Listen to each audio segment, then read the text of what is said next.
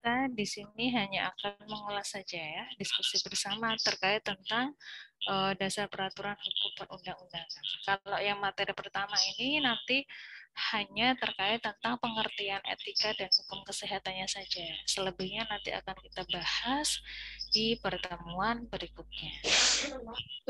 Ya, Iya. pasti kemarin juga sudah membahas tentang apa itu.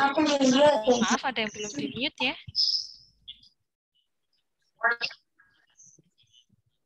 Oke. Ya, terkait tentang hukum dan etika ya. Selebihnya kemarin gambaran tentang hukum dan etika sudah dipahami belum?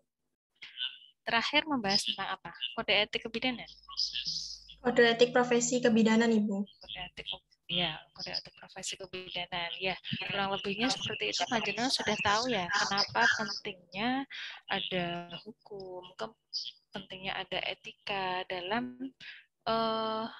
mengatur tingkah laku kita, terutama dalam memberikan pelayanan kesehatan.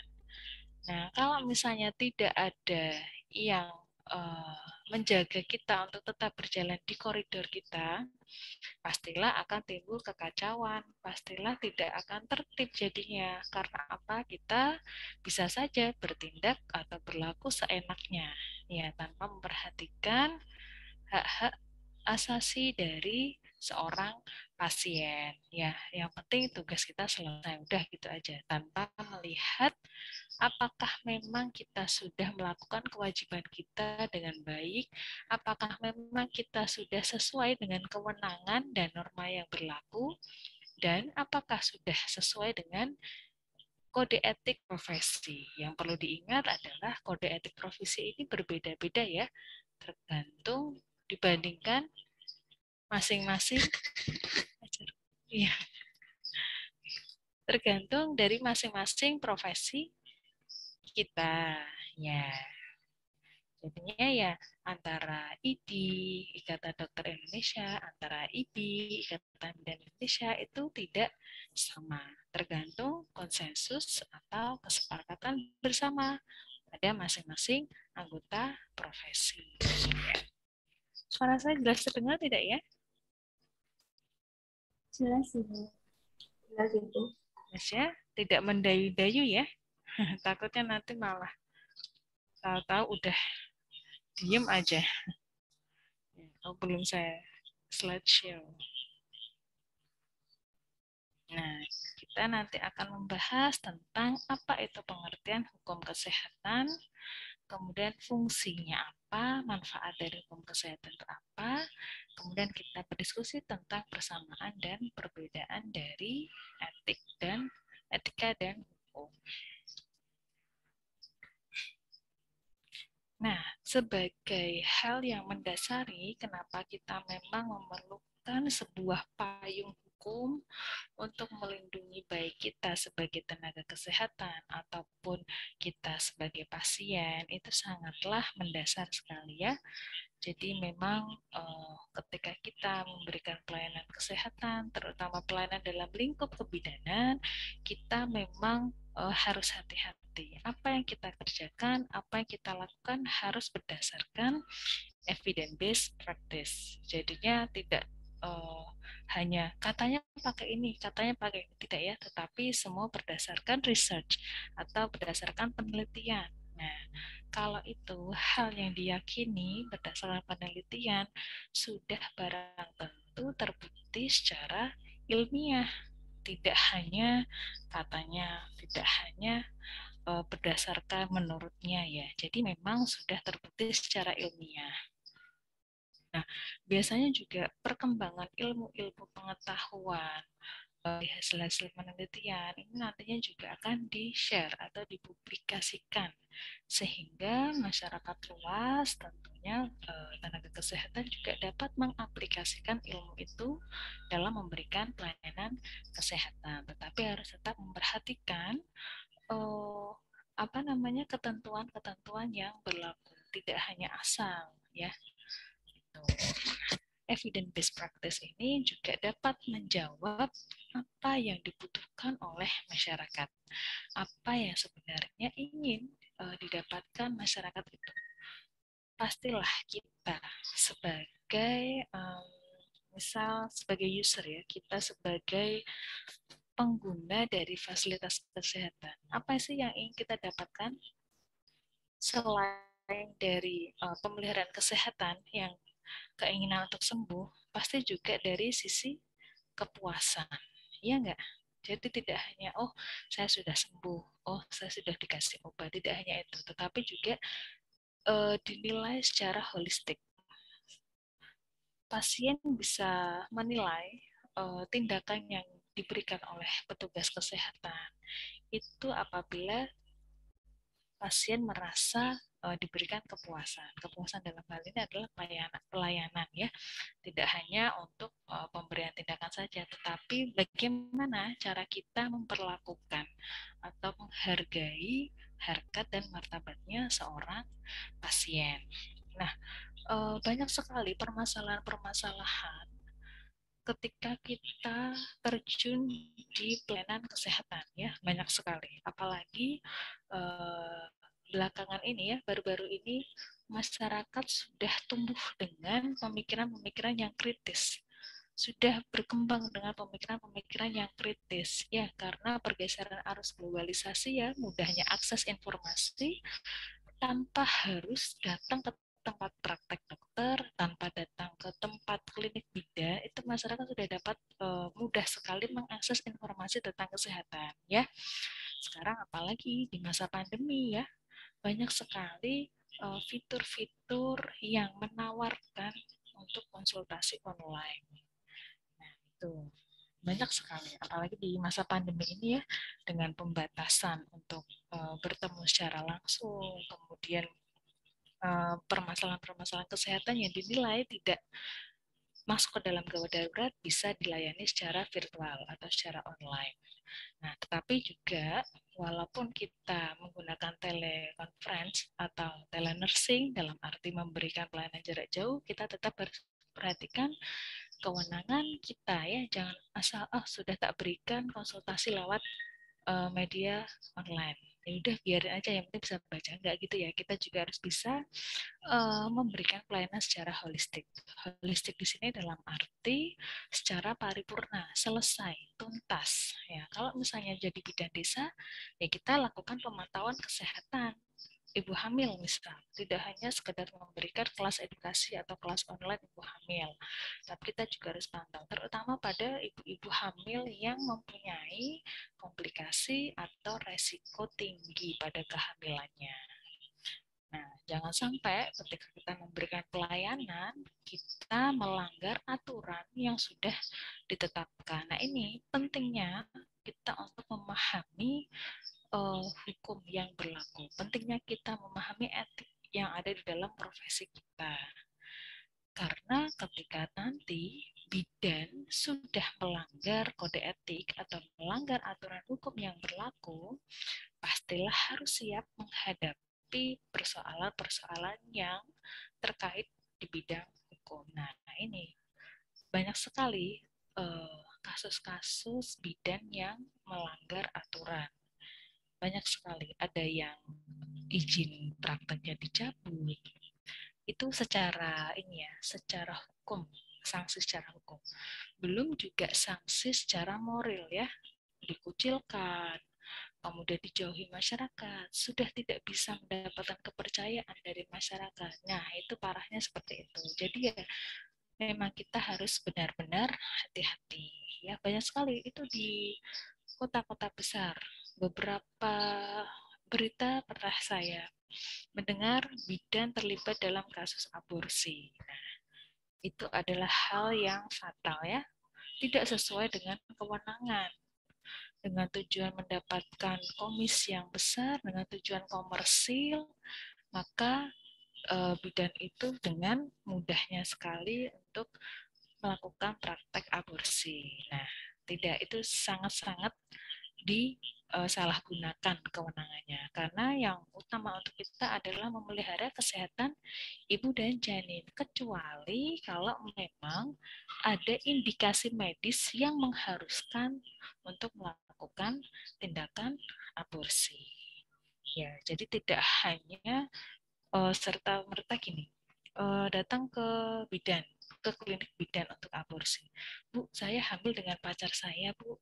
Ketahuan orang tua, takut saya mau aborsi aja, Bu, gitu. Nah, tidak seperti itu ya. Kita pertimbangannya tidak hanya dari keinginan pasien, tetapi yang perlu kita perhatikan adalah dari indikasi medisnya. Apakah memang kehamilan ini nanti berbahaya pada kesehatan ibu ataupun bayinya. Apakah memang ketika nanti kehamilan dilanjutkan dapat memberikan gangguan atau penyulit pada ibunya. Nah, inilah indikasi medis yang perlu kita pertimbangkan. Dan tidak boleh sembarangan orang yang melakukan aborsi. Di dalam undang-undang yang dapat melaksanakan aborsi itu hanya tenaga kesehatan profesional yang memang punya kewenangan. Ya, dalam hal ini adalah dokter obstetria, dokter obstin, ya spesialis kandungan. Dan itu juga masih ada syarat dan ketentuannya. Jadi tidak boleh asal. Ya, apalagi kalau ada iklan. Saya pernah nih melihat iklan yang ada di jalan. Ada banyak sekali tempelan-tempelan flyer yang ada di jalan. Obat penggugur kandungan, hubungi. Nah, dalam hati saya gini, obat ini kok bebas sekali beredar. Terus siapa yang mengedarkan? Terus juga nanti bagaimana dampaknya? Apakah resmi? Apakah sudah sesuai dengan apa izin dari BPOM? Nah, kan kita nggak tahu. Jadi ya kita harus hati-hati. Semua yang kita lakukan harus berdasarkan aturan yang berlaku. Nah, ini juga perlu kita cermati. Apakah memang benar-benar paham seorang bidan tentang persoalan hukum? Kewenangan apa yang memang harus dia lakukan? Kemudian batasan-batasan mana yang memang harus dia terapkan untuk menghindari persoalan-persoalan hukum. Bidan tidak boleh memberikan resep. Bidan tidak boleh melakukan pemeriksaan USG. Nah, ini juga harus dipahami ya kewenangannya bidan. Sebatas apa? Nah, karena masyarakat sekarang ini sangat-sangat kritis. Jadi apapun yang kita lakukan itu menjadi sorotan dari masyarakat umum ya, sorotan publik. Jadi ya kita harus hati-hati. Kita memang berusaha untuk menjadi role model bagi masyarakat. Ya, jadi harapan saya di mahasiswa bidan ini tidak ada yang nanti menyalahgunakan kewenangan ketika sudah resmi menjadi bidan, ketika sudah bekerja di fasilitas kesehatan. Ya. Nah, ini ada beberapa contoh berita ya yang uh, menjadikan saya ini apa ya? Kita nggak tahu permasalahan secara pasti ya, tetapi dilihat dari judul saja sudah miris ya kita membacanya. Cuman secara detail kita nggak tahu persoalannya, penyebabnya apa. Tetapi ketika melihat ini, oh ternyata bidan juga dapat mendapatkan kasus yang bisa dihadapkan oleh permasalahan hukum.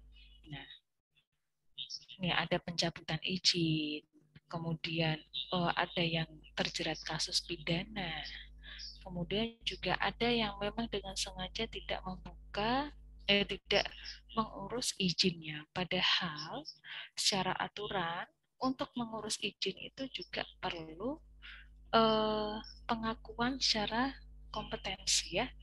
Apakah memang kompetensinya sudah mencukupi?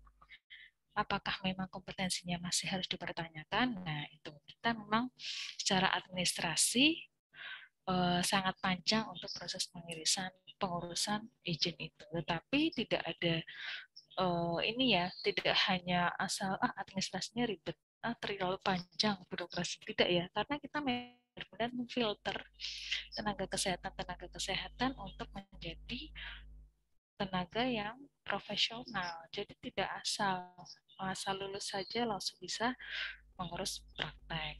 Ya, jadi memang ada prosesnya untuk bisa mencapai kompetensi yang diharapkan. Nah, ini kan sangat miris sekali ya. Ada seorang bidan menjadi tersangka karena vaksin palsu. Berarti memang ada kesengajaan, unsur kesengajaan untuk menjadikan vaksin itu secara komersil. Ya, ya enggak? Jadi memang harus hati-hati. Nah, ini ada juga yang menelantarkan pasien bersalin. Nah, itu bagaimana prosesnya kan kita juga tidak tahu. Tetapi memang kalau kita sudah berkomitmen menjadi bidan, apalagi bidan desa nantinya ya, yang sewaktu-waktu mau dalam arti diganggu dalam arti yang bukan sebenarnya ya. Maksudnya kalau bidan itu kan menolong persalinan sewaktu-waktu. Bisa saja ketika panjenengan mulai istirahat, terus tengah malam, digedor-gedor, Bu ada yang mau melahirkan, nah, itu kan tidak bisa ditolak. Karena memang kewajiban dan tugas bidan melahirkan seorang bayi. Nah itulah harus siap siaga. Sudah paham apa sebenarnya tugasnya, apa sebenarnya kewenangannya. Jadi sudah dipahami betul kode etik bidan, harus melaksanakan tugas dan kewajibannya sesuai dengan wewenangnya. Sudah hafal belum kode etik bidan? Ada berapa?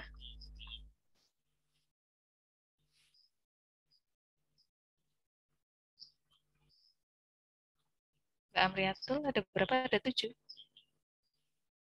Saya melihat dari gerak bibirnya.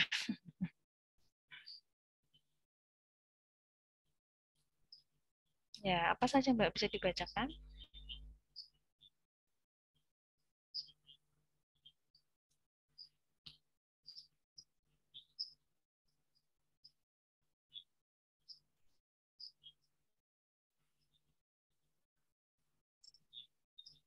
Saya lupa Ibu izin membuka resume saya. Lebih Gak dahulu boleh apa-apa. Ibu? Boleh.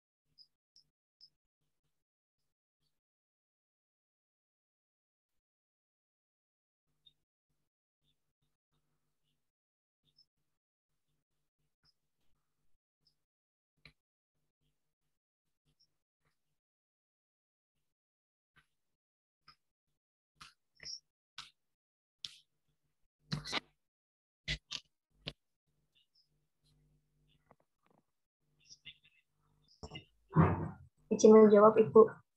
Uh, Kode etik bidan itu ada 6, tapi berisi 7 bab. Yang satu itu kewajiban bidan terhadap klien dan masyarakat. Itu isinya ada 5 butir dalam poinnya. Terus kewajiban yang kedua, kewajiban bidan terhadap tugasnya ada 3 butir.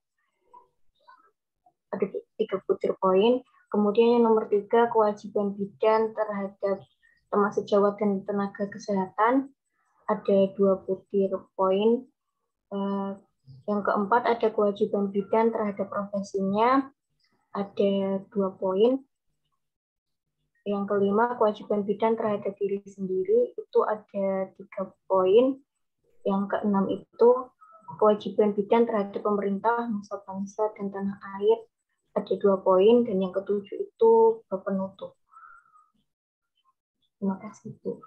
Ya, pada intinya dimensi pelayanan bidan tidak hanya sebatas pasien saja ya, juga ada pemberian pelayanan dari teman sejawat, kemudian kepada apa organisasi profesi juga. Jadi tidak hanya sekedar memberikan pelayanan kepada pasien, tetapi kita juga harus bisa membina hubungan secara baik, terutama ya dengan teman sejawat. Nah, teman sejawat ini juga tidak hanya bidan saja, tetapi sesama anggota tenaga kesehatan. Karena kita hidup itu tidak hanya sebatas melayani orang yang menjadi konsumen kita ya, tapi memang harus secara luas membina hubungan baiknya itu. Jadi terima kasih ya Mbak Aprianto. Ya, terkait dengan tadi kode etik yang dijelaskan Mbak Amriatul, pasti ada hubungannya dengan apa yang akan kita jalankan, apa yang kita laksanakan di dalam memberikan pelayanan kebidanan. Nah, berbicara dengan etika atau hukum, kita harus tahu dulu tentang konsep dasar. Pengertian hukum pasti sudah pada tahu ya. Hukum itu apa? Berbicara tentang hukum pasti tahu. Adalah sesuatu yang rigid ya. Sesuatu yang tegas. Tegas di sini dalam arti pemberian sanksinya. Nah, hukum ini juga mempunyai pengertian yang sangat luas. Hukum di sini juga tidak hanya hukum kesehatan saja ya. Ada hukum tentang pelayanan publik, administrasi negara, dan lain sebagainya. Ya. Tapi kalau kita yang membahas tentang hukum kesehatan, kenapa harus ada hukum? Karena memang yang mengatur tata tertib tingkah laku manusia, hubungan manusia sesama manusia itu yang mendasari adalah hukum. Coba kalau tidak ada hukum, pastilah negara jadi kacau, ya tidak ada yang mengatur soal A, tidak ada yang mengatur soal B, ya. Kalau sudah ada hukum yang berlaku, pastilah kita sebagai warga sipil akan berusaha untuk mematuhi hukum tersebut.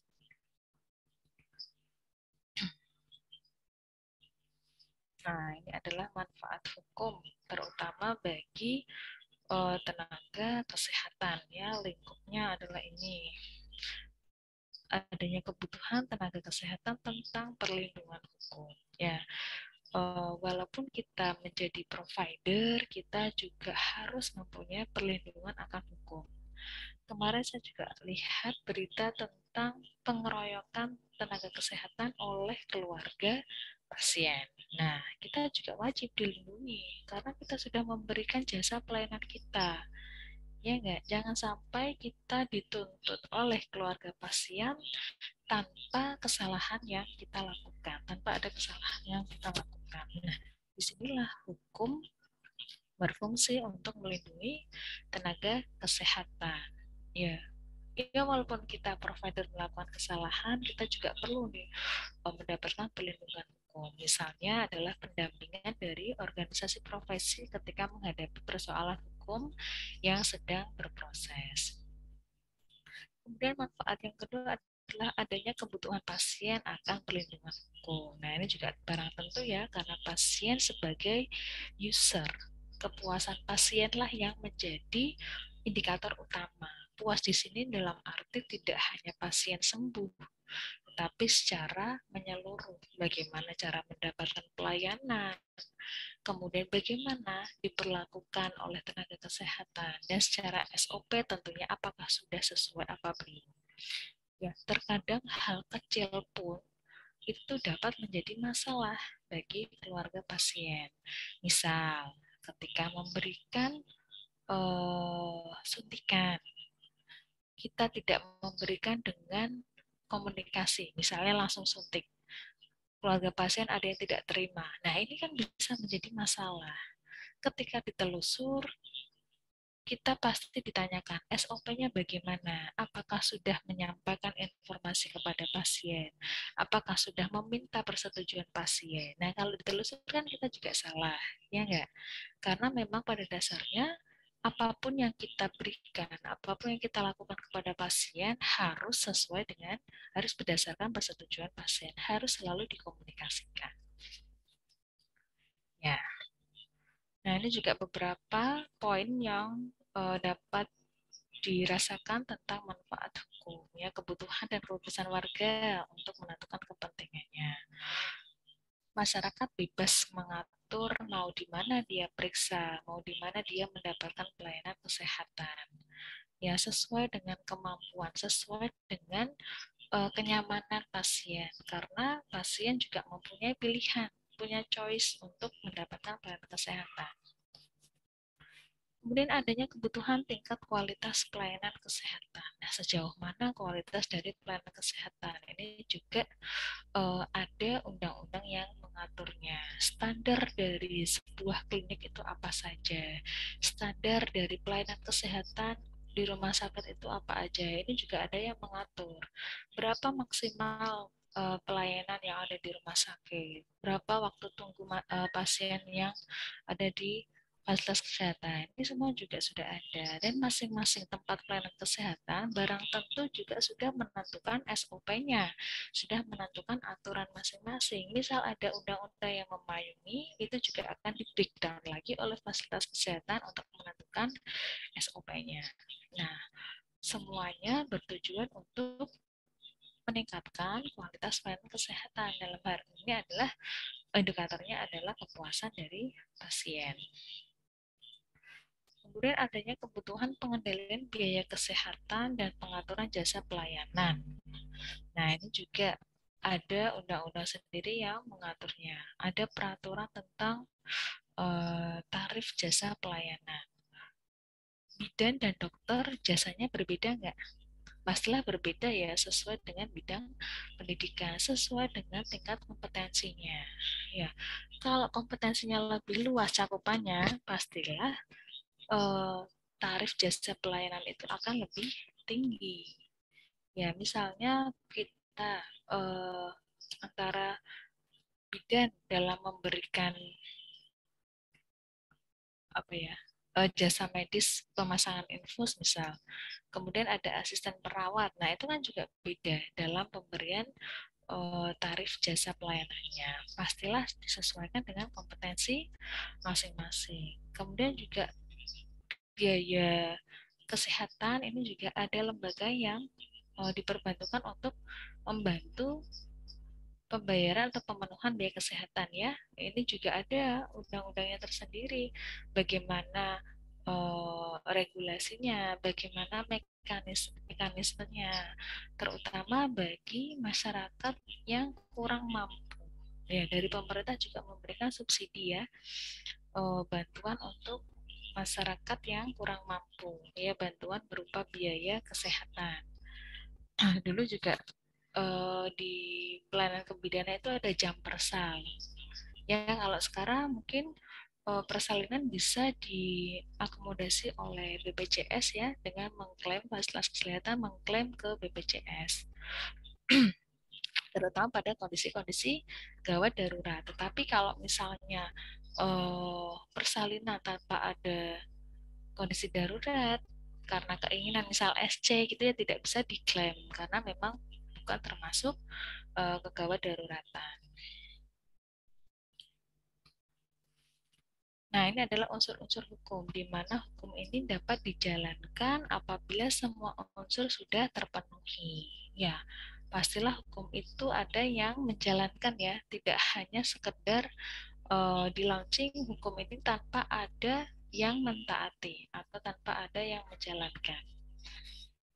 Yang pertama adalah peraturan mengenai tingkah laku manusia di dalam masyarakat. Nah, ini unsurnya sangat banyak sekali. Biasanya yang mengatur tingkah laku manusia di dalam pergaulan masyarakat itu adalah norma-norma yang berlaku di dalam masyarakat. Ada norma sosial, norma agama, dan lain sebagainya.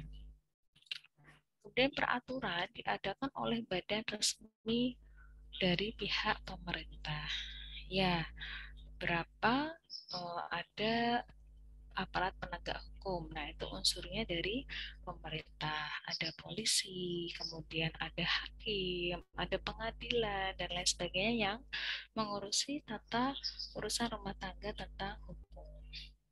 Kemudian peraturan bersifat memaksa, ya tidak bisa dinego lagi ya. Misal panjenengan sudah terbukti melakukan kesalahan, ya sudah diterima sanksinya karena memang sanksi itu dibuat untuk mendapatkan efek jera dari pelaku. Jadi tidak boleh uh, bernegosiasi tentang sanksi yang akan didapatkan. Sanksi karena sifatnya sangat tegas ya. Jadi memang apapun yang sudah ditentukan, apapun yang sudah ditetapkan sebagai punishment, sebagai sanksi itu tidak bisa ditolerir lagi. Sampai sini ada yang mau didiskusikan? Oke, belum ya. Ini ada yang masih off cam ya sepertinya.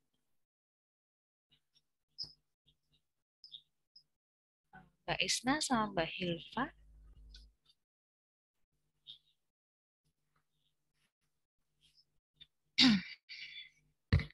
Oke, berbicara tentang hukum kesehatan. Ya, namanya saja hukum kesehatan ya, pasti tahu hukum ini yang memayungi segala tindakan yang berkaitan tentang penyelenggaraan kesehatan. Entah itu pelayanan kesehatan, entah itu penyedia jasa kesehatan, ataupun orang-orang yang menjadi pelaku atau tenaga kesehatan, serta adanya sarana kesehatan atau fasilitas tempat pelayanan kesehatan. Nah, hukum kesehatan ini berkaitan sekali dengan usaha untuk memelihara kesehatan. Yang di dalamnya ada hukum perdata, kemudian hukum pidana, dan tata usaha negara.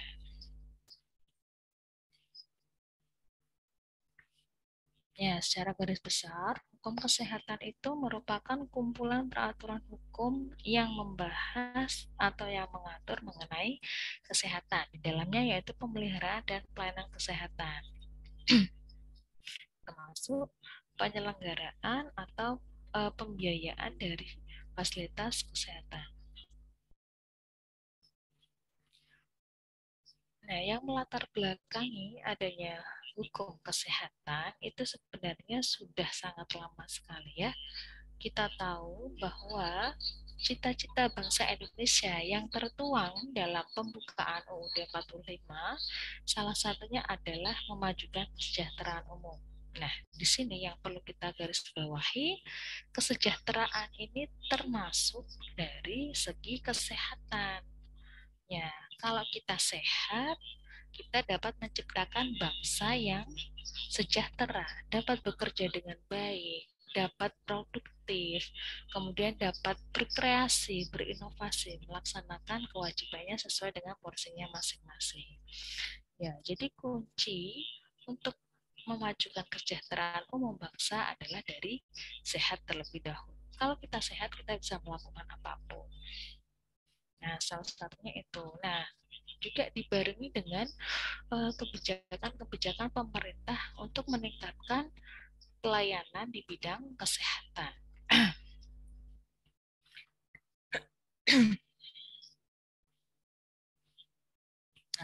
Nah, selain dari satu poin yang menjadi tujuan cita-cita bangsa Indonesia, ikut melaksanakan ketertiban dunia ini juga bisa diberikan masuk mendasari adanya hukum, adanya hukum kesehatan ya.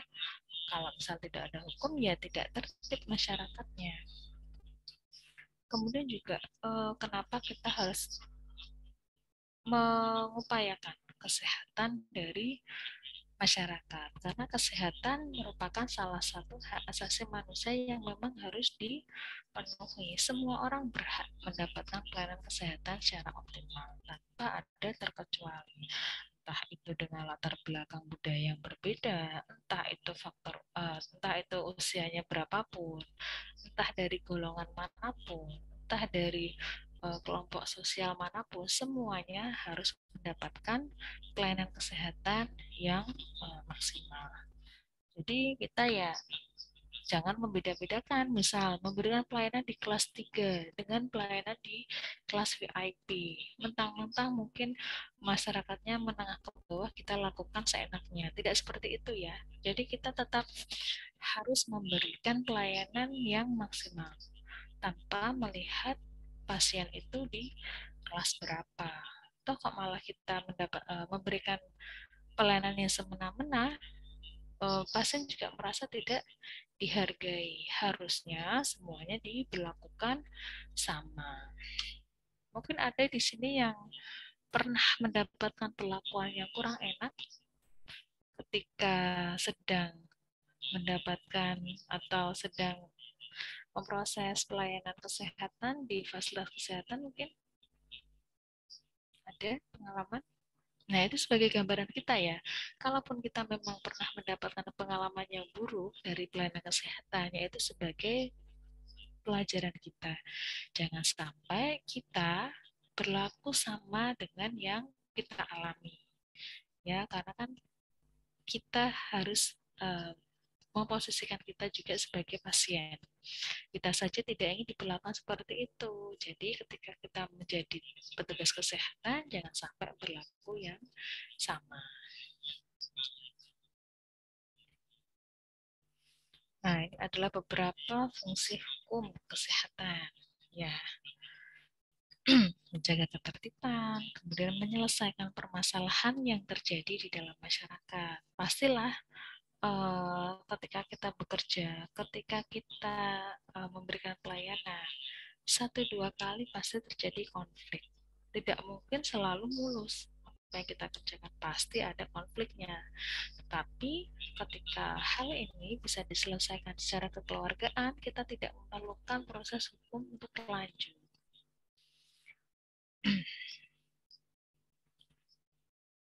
Kemudian juga dapat merekayasa masyarakat. Dalam hal ini adalah bisa mengatur pola pikir masyarakat. Contohnya di sini ketika ada bidan yang memberikan pertolongan persalinan pada PSK. Ya, walaupun PSK itu dipandang sebagai pekerja yang negatif, tetapi PSK itu juga termasuk adalah target pelayanan kita. Ya, lingkupnya adalah kesehatan ibu dan anak. Jadi siapapun yang menjadi pasien kita harus tetap kita layani ya, harus tetap diberlakukan sebagaimana mestinya. Jangan terus seolah-olah kita memberikan pelayanan atau perlakuan yang berbeda dengan pasien yang lain. Kita harus memandang pasien itu sebagai wanita seutuhnya, tanpa melihat apa itu pekerjaannya, tanpa melihat status sosialnya. Sekarang berbicara tentang persamaan etika dan hukum kesehatan. Ya, keduanya memang secara tidak langsung mengatur tata tingkah laku masyarakat. Kemudian juga menjadikan pedoman bagi masyarakat untuk berlaku bagaimana. Kemudian memberikan batasan sesuai dengan hak wewenang dalam pergaulan masyarakat. Kemudian sama-sama bersumber dari pemikiran dan pengalaman para ahlinya, serta dapat menggugah kesadaran manusiawi. Dalam arti di sini apakah memang ada nilai pantas dan tidak pantasnya ya secara manusiawi, apakah kira-kira kita berlaku seperti itu bisa diterima, apakah memang layak, apakah dikatakan tidak menghargai pasien misal. Jadi memang ada unsur kelayakan atau secara manusiawi. Berbicara tentang persamaan, pastilah dua hal yang berhimpitan pasti ada perbedaannya ya antara etika dan hukum.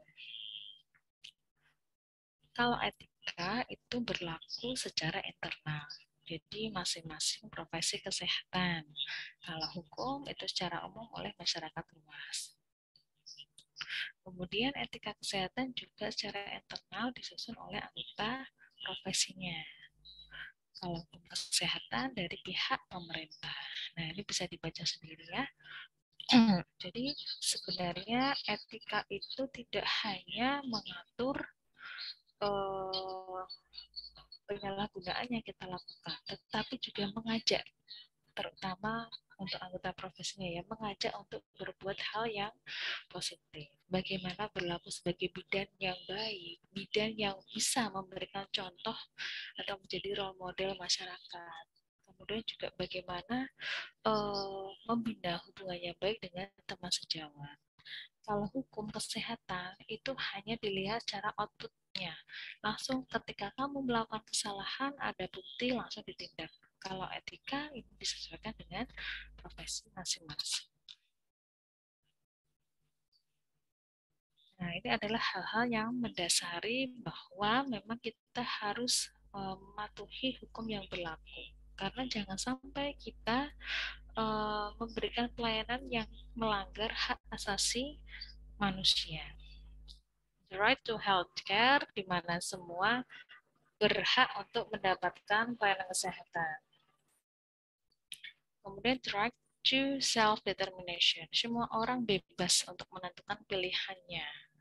Ya, entah itu siapa penolongnya, entah itu tempatnya di mana yang akan dia gunakan untuk melahirkan, dan lain sebagainya. Kemudian the right to information. Semua orang berhak untuk mendapatkan akses informasi seputar kesehatan tentang dirinya.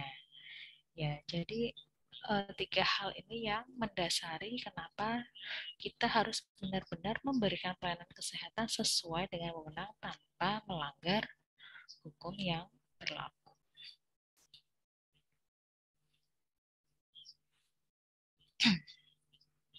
Nah, di dalam kebidanan itu juga ada majelis pertimbangan etik bidan yang dalam hal ini nantinya dapat dimintai pertimbangan ketika ada anggota profesinya yang melakukan kesalahan.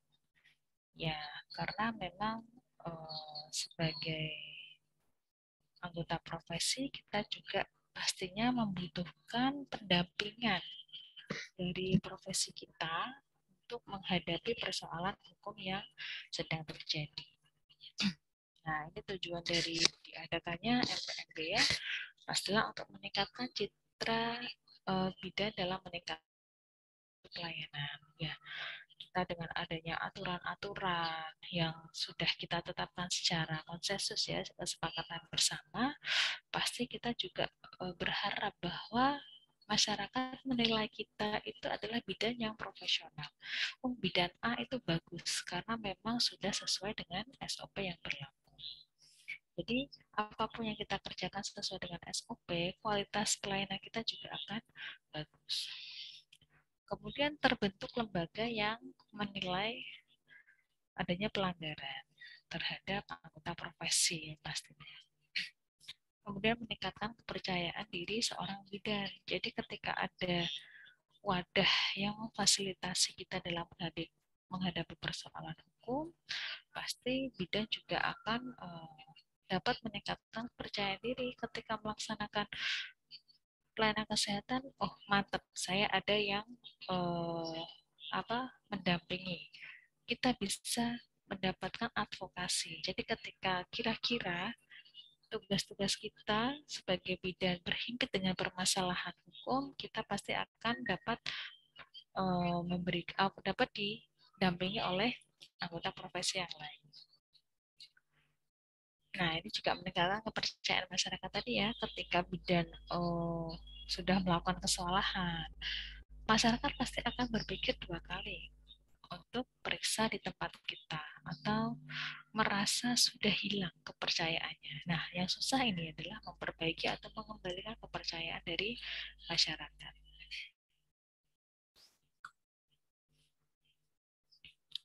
Nah, ini adalah hubungan dari etika dan hukum. Bagian A adalah yang dapat diselesaikan dengan secara internal, dengan kode etik bidan. Bagian B adalah hukum yang bisa diselesaikan lewat jalur hukum. Nah, kalau keduanya berhimpitan, kedua jalur berhimpitan bisa berjalan dua-duanya, antara diselesaikan dengan melalui jalur hukum maupun sesuai dengan kode etik profesi.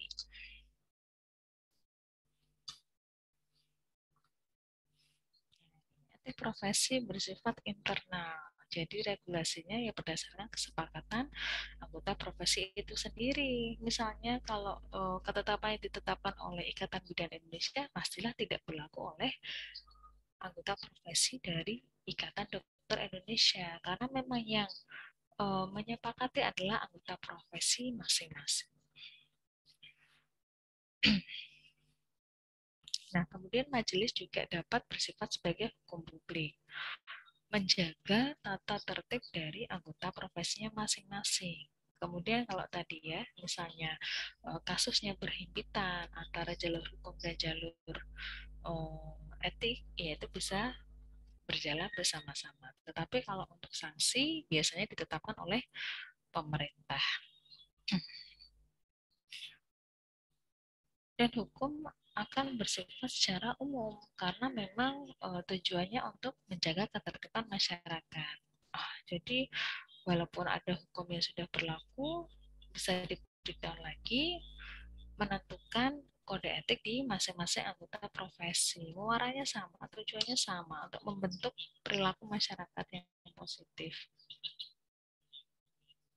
Nah, ini adalah salah satu contoh kasus dari pelanggaran bidan. Coba dibaca bagaimana menurut panjenengan.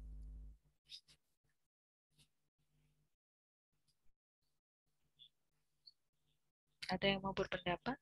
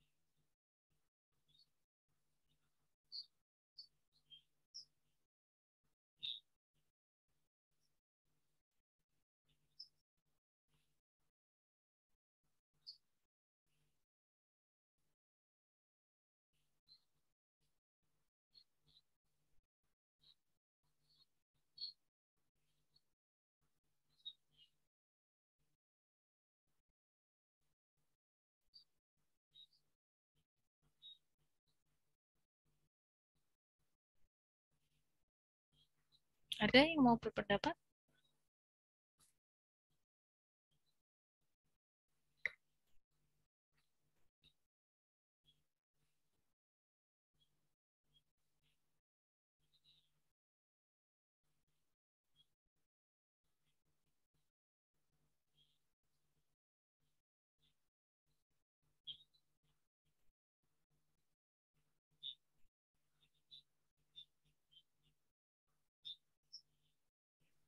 Izin masuk, Ibu. Oke. Izin memberikan pendapat. Menurut pendapat saya, perilaku bidan tersebut salah, Ibu. Yang seharusnya ketika mengetahui dalam proses persalinan seorang ibu bermasalah, bidan seharusnya langsung merujuk ibu tersebut ke rumah sakit, bukan malah menunggunya sampai terjadi pendarahan pada ibu yang akhirnya membuat ibu meninggal. Seperti itu, Ibu. Ya, terima kasih Mbak Elhan untuk komentarnya, untuk tanggapannya. Bagus sekali ya. Jadi memang kita dalam memberikan pelayanan itu jangan berharap uangnya. Apa yang akan kita dapatkan nanti jangan. Tetapi apa yang sudah kita berikan kepada pasien itu apakah sudah benar atau belum? Apakah sudah sesuai dengan kewenangan kita atau belum? Kalau memang itu sudah mengarah ke masalah-masalah komplikasi, itu sudah menjadi tanggung jawab kita. Bukan menjadi kewenangan kita. Jadi kita harus segera merujuknya ke pelayanan tersier, atau dalam hal ini bisa merujuk ke rumah sakit. Untuk apa? Untuk mendapatkan pelayanan yang lebih bagus, karena kita di lini pertama fasilitasnya belum memadai, sama seperti dengan rumah sakit. Rumah sakit ada ruang operasi, kemudian ada perawat anestesi, dokter obgyn, yang ketika sewaktu-waktu terjadi kegawat daruratan dan dibutuhkan tindakan operasi sesar, itu segera bisa dilakukan, ya. Nah, kalau ini malah kita menitik beratkan pada komisi, tetapi yang kita dapatkan malah akan lebih berat, ya. Contohnya kasus ini, ya. Misalnya kita bisa mendapatkan komisi paling berapa? Misal paling baik 1 juta. Tetapi yang hilang ini adalah nyawa yang tidak bisa dibayar berapapun dengan nominal uang, ya. Jadinya ya selain kita harus memberikan pelayanan yang sesuai kewenangan, kita juga harus tadi memenuhi hak asasi manusia. Jadi mendapatkan pelayanan kesehatan yang berkualitas. Dalam hal ini kita jangan mementingkan kepentingan kita, ya. Yang menjadi fokus utama pelayanan kita adalah pasien. Seperti itu. Terima kasih Mbak Ellen. Mungkin ada yang lain mau menambahkan tanggapannya?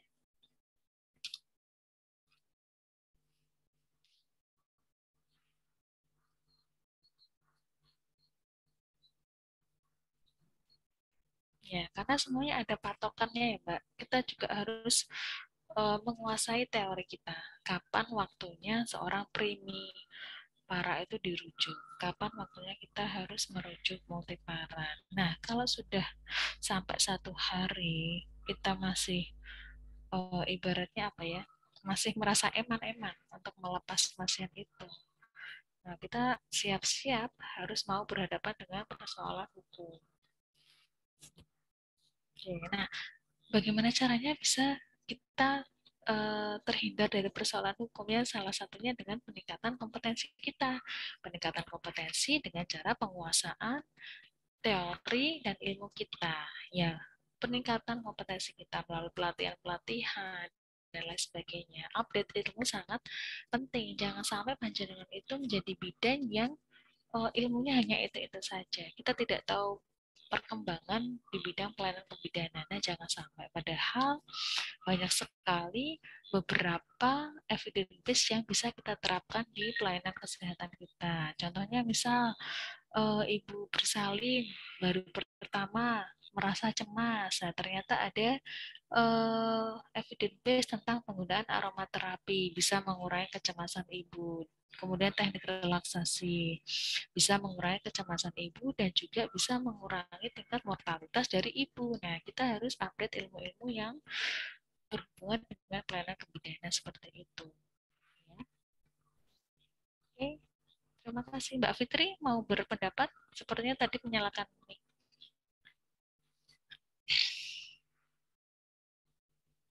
Tidak?